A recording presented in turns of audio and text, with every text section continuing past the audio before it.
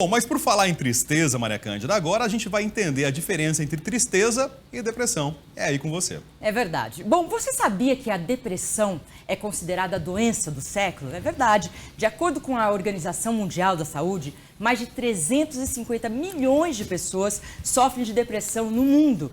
O chamado fenômeno global ocorre com ambos os sexos, em populações pobres e ricas. Mas você é capaz de diferenciar a depressão com a tristeza? Será que tem a ver? Como que é? Para especialistas, depressão é muito mais do que apenas um sentimento triste. Para falar sobre este assunto importante e esclarecer todas as dúvidas, vamos bater um papo com o psiquiatra Dr. Leonardo Maranhão. Tudo bem, doutor? Como vai? Olá. Prazer, bem-vindo. Muito obrigado. Obrigado, Leonardo. Seja bem-vindo ao nosso programa. Afinal, uma tristeza forte, uma tristeza, uma profunda tristeza, é uma depressão? Então, Maria Cândida, a tristeza é bem diferente da depressão. A depressão, ela é uma doença e a tristeza é um sentimento normal da vida de um indivíduo. A depressão, ela é um transtorno que acomete os indivíduos e ela ocorre, para ser chamado de doença, para ser chamado de transtorno, ela tem que afetar várias áreas da vida do indivíduo. A área afetiva, a área social, a área familiar. E ela tem que ocorrer pelo menos diariamente por um período de 14 dias, tendo vários sintomas. Sintomas que a caracterizam como depressão e não como tristeza, que são ter um humor deprimido. O que significa ter humor deprimido? Significa ter muito desânimo, muita fadiga, muita falta de energia e uma tristeza prolongada. Quer dizer, então é uma sequência de sentimentos de tristeza, com esse desânimo, com essa falta de querer fazer as coisas. Exatamente. Tudo Rafael. isso pode chegar numa depressão. É dessa forma. Exatamente. A pessoa não aguenta sair da cama, não é isso? Exatamente. Ela deixa de fazer as coisas que lhe agrada, deixa de fazer os hobbies, deixa de ir a locais que lhe dão prazer. E em detrimento disso, ela fica realmente isolada, ela fica só, ela pode ter alterações físicas como aumento ou diminuição de apetite. Ora, o doutor Leonardo, de uma hora para outra a gente ouve falar que uma pessoa está com depressão, que ela entrou num quadro depressivo. É de repente mesmo que isso acontece? Então, Rafael, esse processo ocorre em razão de um acúmulo de fatores. A gente sempre diz que a depressão ela é multifatorial. Ela ocorre num processo de desgaste e acúmulo. E ela é precipitada por algum fator estressante do cotidiano. Em geral, as pessoas dizem assim: eu fiquei depressivo em razão do meu trabalho.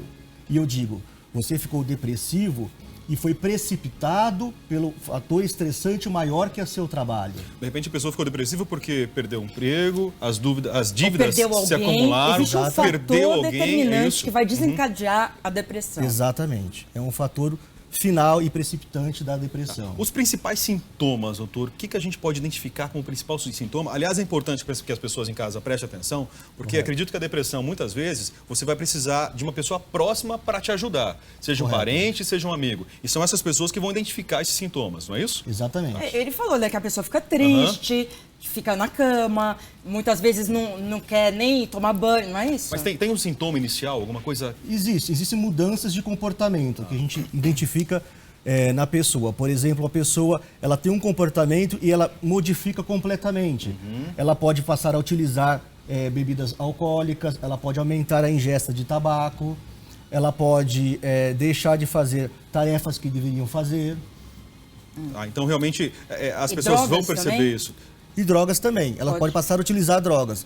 Uma mudança de comportamento, uma mudança de atitude, é muito comum a gente pensar em depressão. Quando a gente pensa em crianças e adolescentes, muitas vezes a gente imagina que aquilo seja em razão da própria personalidade da criança, que está em formação, ou então é a fase da adolescência, uma rebeldia, que ela fica um pouco mais irritada, ou então no idoso a gente pensa em razão ao desgaste da vida. E, na verdade, a gente deve realmente ficar atento para os sinais e alertas que ocorrem, que é uma mudança realmente da rotina. Uma vez que você desencadeia a depressão, você tem essa depressão durante vários períodos da sua vida? Então, acontece assim. O primeiro episódio depressivo, em geral, pode ser leve e durar esses 14 dias e remitir e desaparecer. E a pessoa tem uma falsa ideia que eu tive depressão e melhorei. Esse quadro foi leve e deveria ser tratado, até me adiantei, com a psicoterapia. Porém, a partir do segundo episódio depressivo, ela vem de forma mais moderada ou até grave e necessita de um tratamento ou intervenção médica mais firme. E ela pode sim ser recorrente. Em geral, ela é recorrente. Ela é crônica e recorrente. Tá, então, a partir do primeiro episódio, precisa ficar Ficar mais atento. atento. Há uns 10, há uns 15 anos atrás, pelo menos, a gente não ouvia falar com tanta frequência de depressão. Hoje já é uma doença que bate a nossa porta a qualquer hora. Por que isso está acontecendo, doutor? Então, hoje no Brasil, estima-se que 1 em cada 10 brasileiros tenha um transtorno depressivo. A gente atribui a tudo isso a vida estressante, imprimir uma vida estressante do pós-modernidade que nós vivemos aqui hoje. E isso faz com que haja mais pressão, e tendo mais pressão tem mais desgaste, e com isso os fatores de protetores, realmente, eles ficam abalados e podem ocorrer possibilidades de outras coisas acontecer, como baixa imunidade, o sedentarismo. O ambiente vai influir também, vai influenciar nisso? São fatores ambientais, Por exemplo, exatamente. o ambiente, inclusive, eu digo, você morar no interior, ter uma vida tranquila, uma vida pacata, e vir para a capital paulista, para essa selva de pedras, esse corre-corre, pode agravar esse quadro, pode ajudar a chamar uma depressão?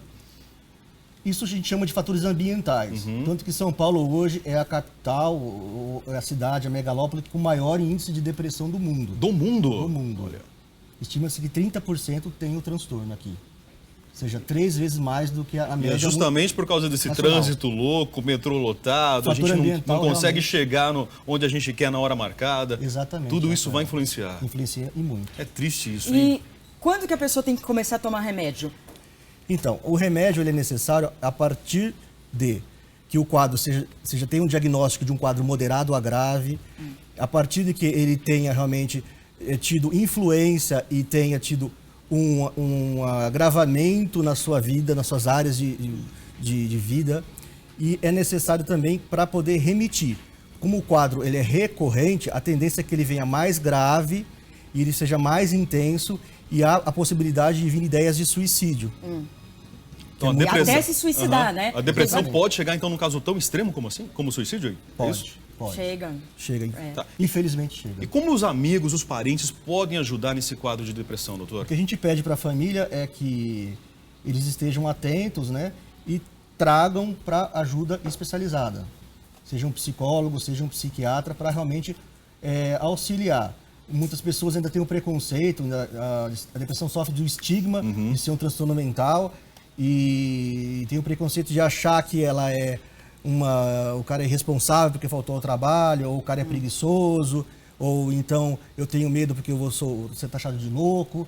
Essas coisas realmente são ruins, já que o transtorno mental ainda sofre muito preconceito. A gente vai chegar a uma situação de cura?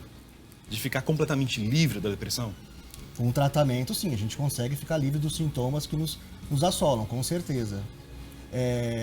Infelizmente, a gente não sabe quanto tempo de tratamento. Isso vai ser realmente individualizado para cada caso. Isso muda de pessoa para Para pessoa. pessoa, exatamente, Rafael. Doutor, qual a diferença entre depressão normal, dos indivíduos normais, e depressão pós-parto? Então, a depressão pós-parto é uma entidade particular das mulheres. Inclusive, foi interessante a sua pergunta, porque as mulheres, elas são a categoria que tem maior assim, índice de depressão, em razão delas terem alterações hormonais, que também é uma possibilidade de causa da depressão. E no pós-parto, ou então no parto ou pós-parto, ela tem uma oscilação hormonal muito intensa. E o cérebro de algumas mulheres são muito sensível a essa oscilação.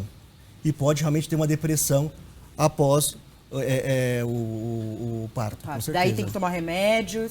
E, em geral, a depressão é grave, com afastamento, com indiferença afetiva da criança. A gente vê casos que a mulher joga no rio o bebê, ou dá o bebê, É uma ou rejeição não quer extrema ver, mesmo, né? não quer ver, enfim. É um caso bastante complicado e grave que realmente merece tratamento, assim. Em geral, os pacientes que nós acompanhamos e que vão engravidar, a gente acompanha na gestação e no pós-parto por esse risco da depressão pós-parto. Bom, doutor, pergunta agora para a gente poder Eu também encerrar. tenho- não, eu tenho uma pergunta Tem pergunta? também, Então, mas o que as pessoas precisam para serem felizes, para viverem longe de depressão? Quais os hábitos que eu devo cultivar na minha vida, no meu dia a dia?